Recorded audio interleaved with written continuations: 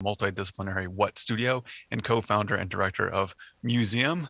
And if you see that spelled out, there's a couple of silent M's in there. Please welcome Alex Coleman.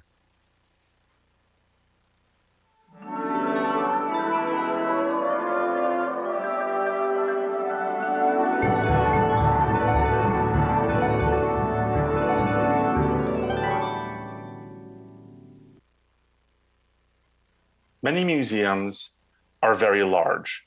The Met in New York City, the Victoria and Albert in London, the Louvre in Paris. I started a museum that is rather small by comparison. It is called Mmuseum.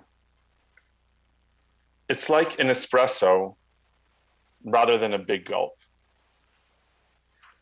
Mmuseum has been described as a small dog that thinks it's big and a big dog pretending to be small. I think of it as an experiment in museum design, an experiment in curation and nonfiction storytelling, an experiment in journalism, and an experiment in bringing dead spaces to life. Mmuseum is located in a small alley in Lower Manhattan called Cortlandt Alley. The 6-foot by 6-foot space was sitting for many years as a defunct freight elevator. The landlord advertised it as a storage space with access to the street. I was honestly nervous to tell him that my intention was to open a museum, so I said that I wanted to store my things nicely and invite people to come see them. He shrugged, said okay, not seeming too interested in what I was saying, but I thought to myself, okay, I told him I was planning to open a museum, so we got to work.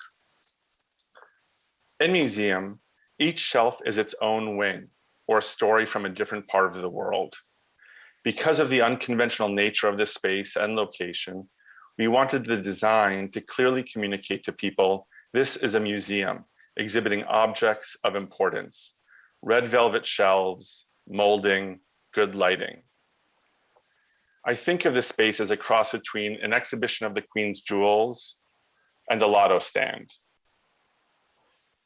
There is a docent that sits with the space when open, a print guide to teach you about the collections, and a toll-free audio guide which you can dial in from your cell phone.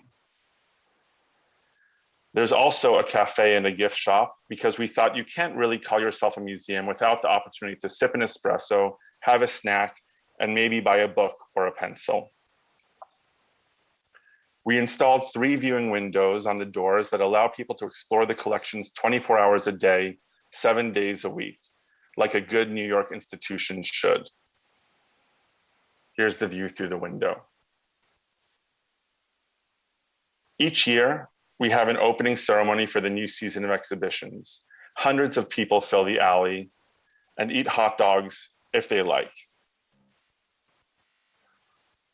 While museums traditionally house collections that are of artistic significance, or historic significance, or design significance,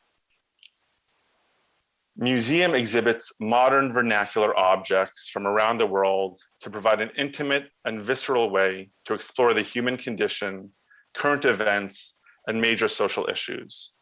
The wonderful writer Rob Walker described it as object journalism.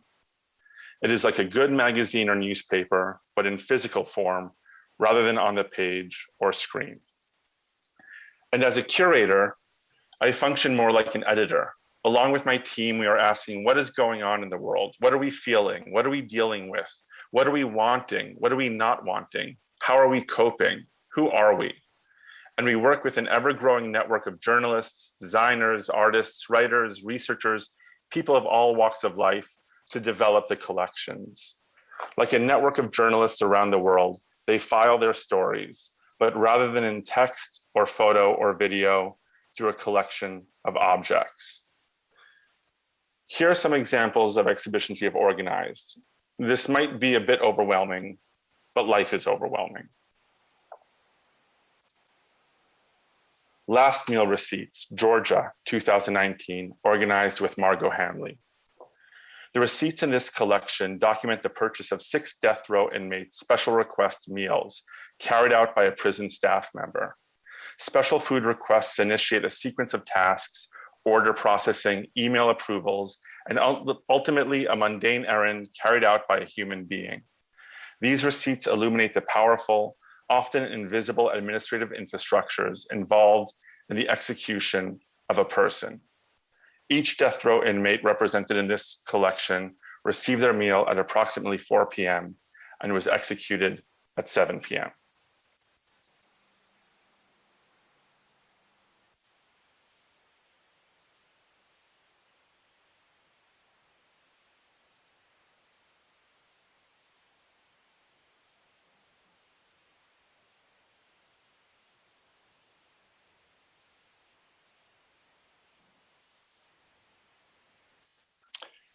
These are objects from an exhibition called Objects of Collapse, Venezuela, 2015. I think it's actually 2018, organized with Patricia Laya. Venezuela, whose economic and social systems failed after years of governmental instability, is suffering a humanitarian catastrophe. Basic goods such as food, diapers, and antibiotics have become increasingly difficult to purchase as grocery shelves have emptied. As the people of Venezuela suffer, humanity's entrepreneurial spirit senses opportunity. In the face of catastrophe, familiar brands provide people with a sense of stability and comfort, but a product that is designed to trick people into thinking it is something else or to remind them of it is not the same thing as what disappeared. In these counterfeit objects, you can see the collapse of a country and its people.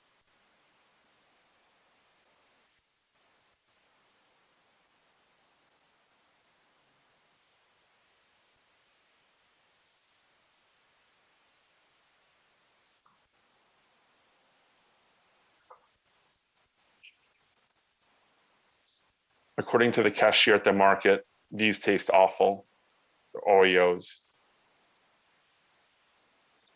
And the Happy Baby diapers are, quote, real Huggies are impossible to find. These are awful. Everything leaks through them so much. I thought of putting 2 on my baby at the same time.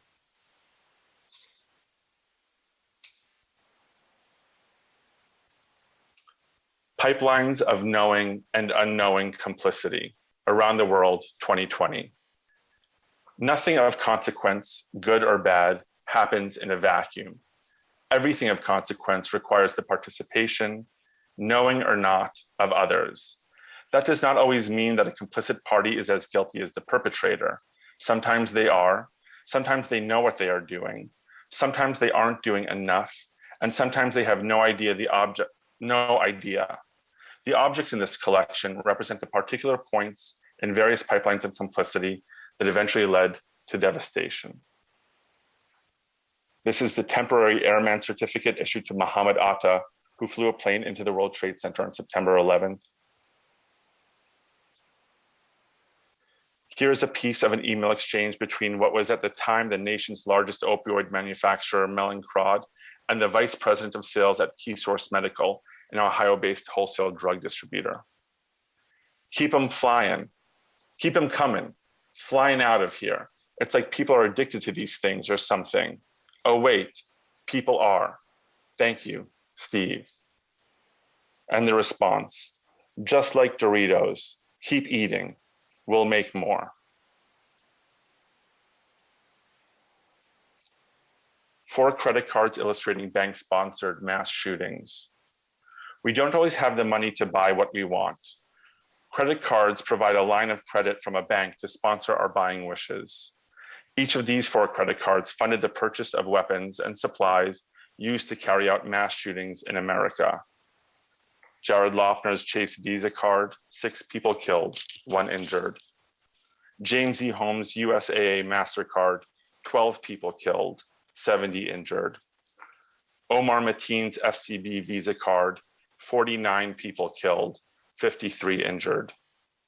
And Stephen C. Paddock's Capital One MasterCard, 58 people killed, 800 injured. The next exhibition is called Are We Being Heard? Tools of Protest from Hong Kong, organized with Starry Ng. Humans desire to be treated like humans, to have certain rights and freedoms, to be anchored by justice. We, the people of Hong Kong, will never forget what started it all, the attempt to legalize extradition to a place where basic human rights mean nothing. But in the face of injustice, we stand, and by the millions, we march. Each of the items in this collection, tools we use to protest the extradition bill, have a cost. They cost us our hands and feet. They cost us 10 years in prison. They cost us a death every couple of days. They cost us the energy required to be courageous in the face of police brutality. They cost us our freedom from the risk of being disappeared. These costs shock us. These costs anger us, sadden us, and fuel our desire to make change. We all want to contribute to the things we truly care about. We have been doing all we can to protect our rights. Parents volunteer to drive young protesters back home after protests. They prepare wet towels to wipe off the tear gas police fire at us. Citizens are inventing new methods of publishing unifying messages, new ways to help each other get where we need to go. A new type of currency. Everyone is finding their own way to participate, and each way is different. At our core, humans are loving, courageous, and imaginative. We dare to desire truth and fundamental rights, no matter what the cost. And that's what makes us human.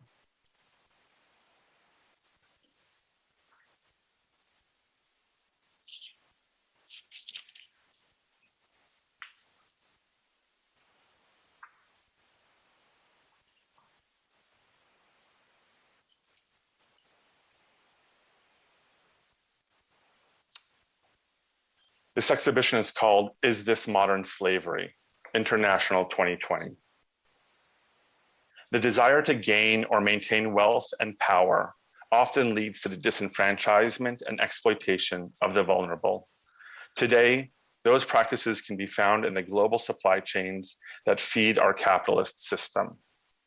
Many of the things you own are born from exploitation.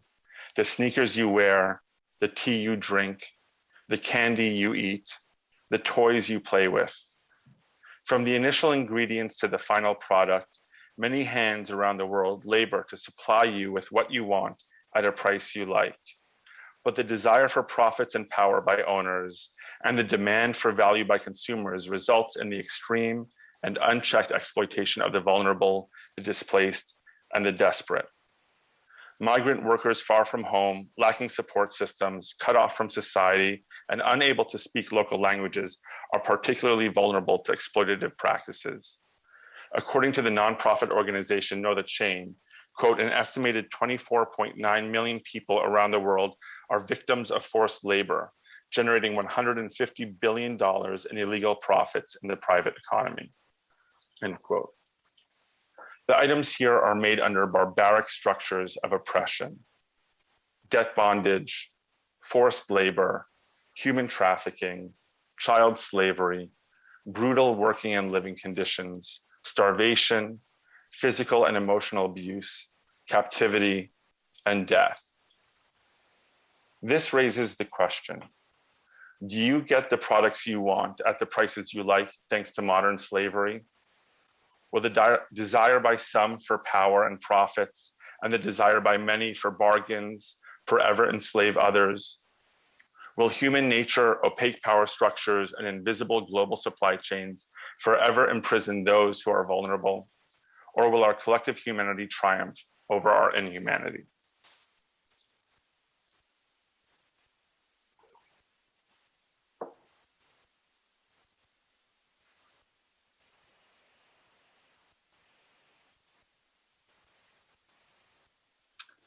This exhibition is called The Enduring Racism of American Real Estate, organized with Na Oyo Akwate, Philadelphia, United States, 2020. Bandit signs, as they are often called, encourage homeowners to sell quickly and for low prices to buyers who then resell at higher prices, pocketing profit at the expense of distressed sellers. These seemingly innocuous signs come from the East Mount Airy and Germantown neighborhoods in Philadelphia, but they are an all too common sight in many Black communities. It is a form of the racism in housing that many neighborhoods and communities of color have endured for generations. The result, a landscape of signs announcing "We buy houses for cash" and the stripping of wealth from Black communities. Sellers lose, predatory investors win.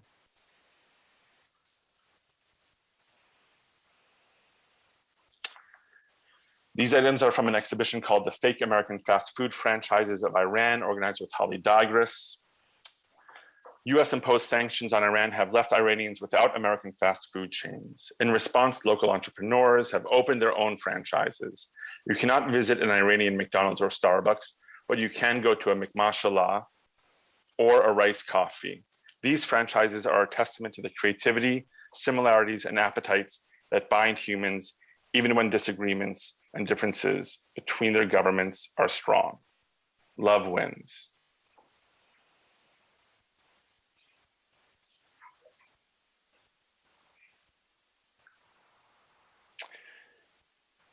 Modern religion, fitting in. Maintaining relevance is the key to success. Our world today would be unrecognizable to those who lived when many of our major religions were first founded thousands of years ago. Today, we are living in skyscrapers, keeping gluten-free diets, and traveling further and faster than ever. To retain relevance, the tools used for religious practices must constantly evolve and accommodate the trends of modern life. So we have gluten-free communion wafers, communion on the go, the shabulb, and the kosher switch. After a few years, Mmuseum began to outgrow its space. So as is tradition, we opened an annex a few doors down from Museum 1 called Mmuseum 2. The first exhibition was Sarah Berman's Closet, a collaboration with my mother, Myra Kalman. It was like a period room at a traditional museum. I thought the Met has the Louis XVI Grand Salon. Mmuseum will have Sarah Berman's Closet. Sarah was born in Belarus, fled the pogroms to arrive in Palestine, and married Pesach. At 60, after 32 years of an unhappy marriage, she left one day, moved to New York City, got a small studio apartment of her own, and for the first time ever, had her own space and made her own rules. And one day, she decided to wear only white. She kept her things in exceptional order, starching, ironing, folding, and stacking everything with immaculate precision, a masterpiece that provided an intimate sense of how to create order, beauty, and meaning in your life. After opening at Mmuseum, the exhibition traveled to the Metropolitan Museum of Art. The exhibit doubled attendance in the American wing while there. In contrast to the other period rooms at the Met, which are lavish and opulent, Sarah's Closet expressed the value and meaning of a humble and modest space. And here's the last one I'll show you. The exhibition at Mmuseum 2 is called Future Aleppo.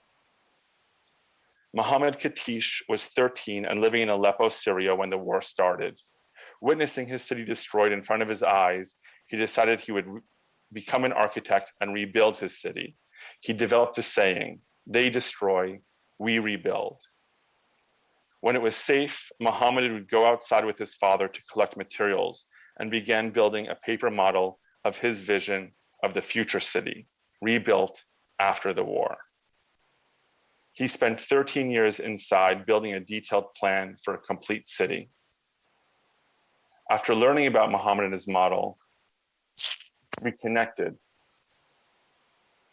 about exhibiting his paper model city for the world to see. We decided that we would start by trying to transport a 4-foot by 4-foot section of the model to see if we could even get it safely out of Aleppo in the midst of war. An incredible network of strangers worked together to get it out of Syria into Turkey and eventually to New York, where it went up on exhibition at Mmuseum 2. Shortly after the exhibit opened, Mohammed and his family had to flee Aleppo for their safety. And shortly after that, the rest of the model was destroyed in an airstrike. This became the last surviving piece.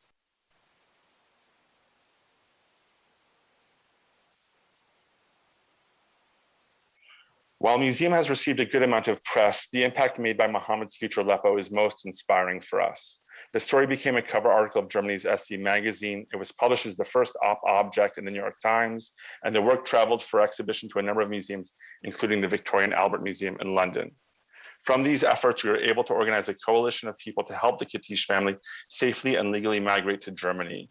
They are now rebuilding their lives, the children are in school, and Mohammed still plans to become an architect and rebuild his city. The museum experiment continues to grow in its way beyond the little space in the alley. We are constantly developing our curatorial practice, adapting exhibitions into visual stories for major news publications, touring exhibitions to other grand museums, and working to open other museum locations in other cities around the world. A network of small and unexpected spaces, inviting the public to reflect on current events, major social issues, and the human condition. Thank you.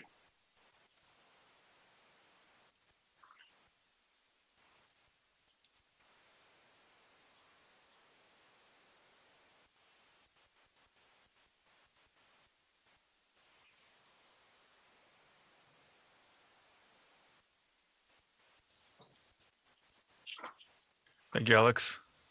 It was really powerful to watch you present all those objects.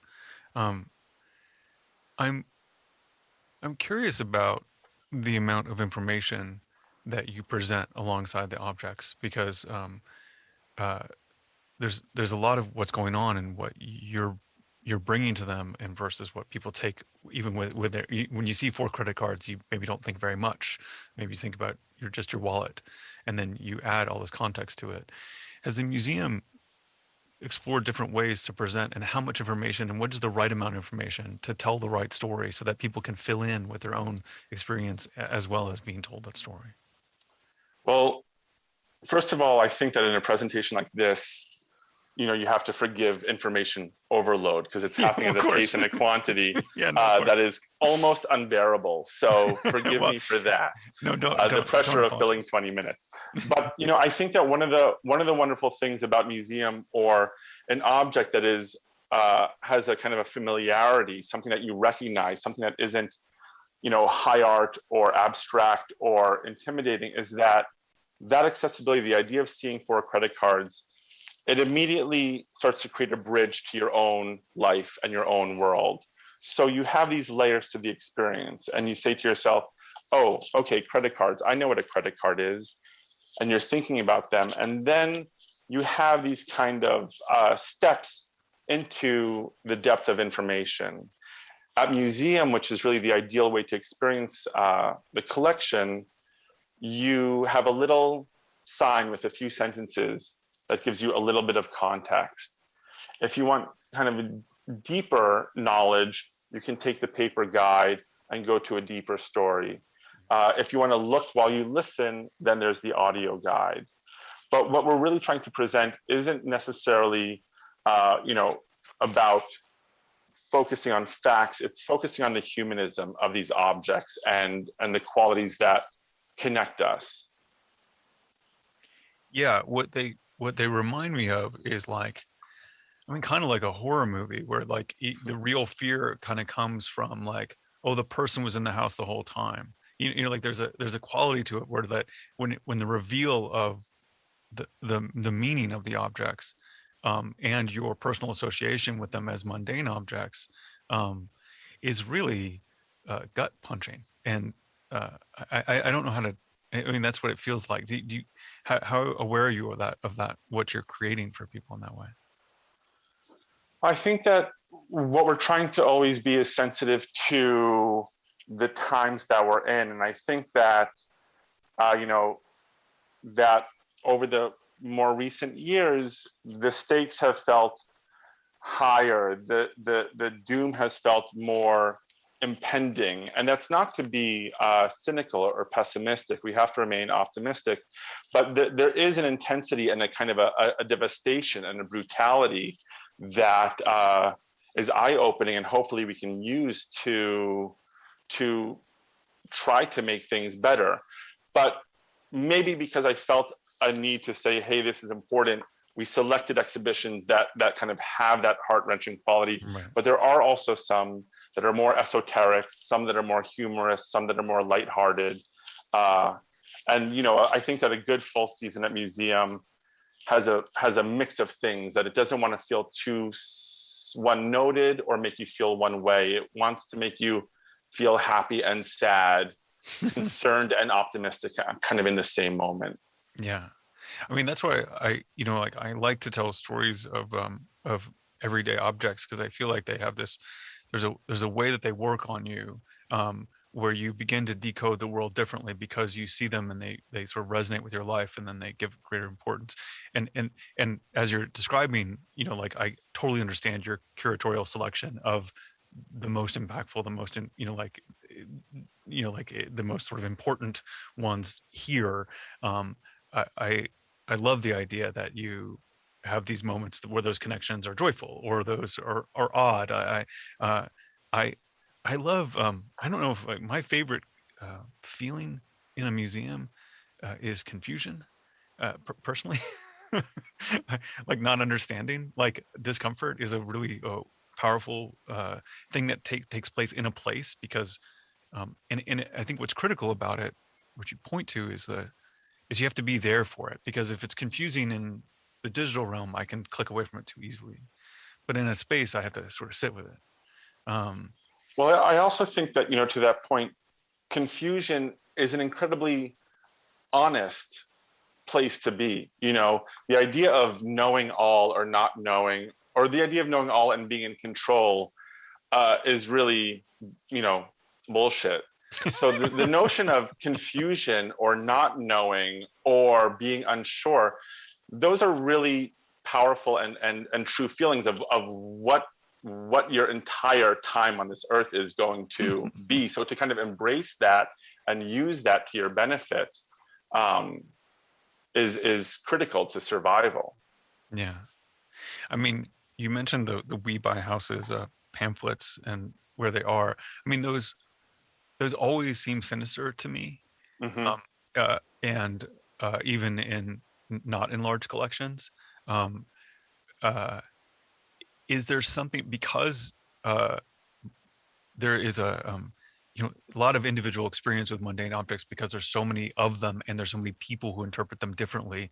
Have you ever put together or curated with your collaborators a collection of things where you really came from it from different points of view, like your view of that object as your version of that everyday object was, I don't know, particularly anodyne versus somebody else found it to be sinister, or and how do you come together to present when you're trying to tell a story between the objects?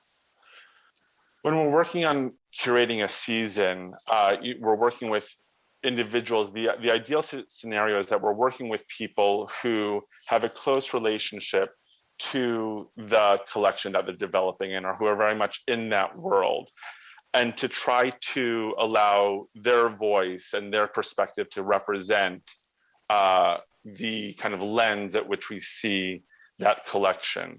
So there's not that much room to kind of create multiple perspectives around one collection or one object, although I find that fascinating. But hopefully within a season and a collection of exhibitions, there are those multiple perspectives.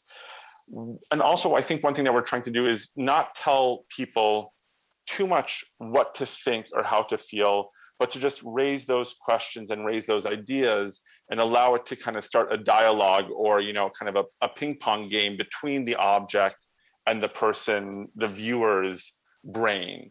Mm-hmm. And that hopefully the viewing of the objects at the museum is just the kind of start of their relationship to those things or those ideas. Well, it's a fascinating project, and I really do hope your promise to expand to different places comes to fruition, because I really do want to see it and experience it in all different places, because I would imagine the object itself of the museum in a different place also creates its own story in an interesting way. So I'm so pleased to see it expand and continue, because I think it's amazing work. Well, thank you so much, Roman. I really appreciate that. Thank you, Alex. We'll do our best as we're all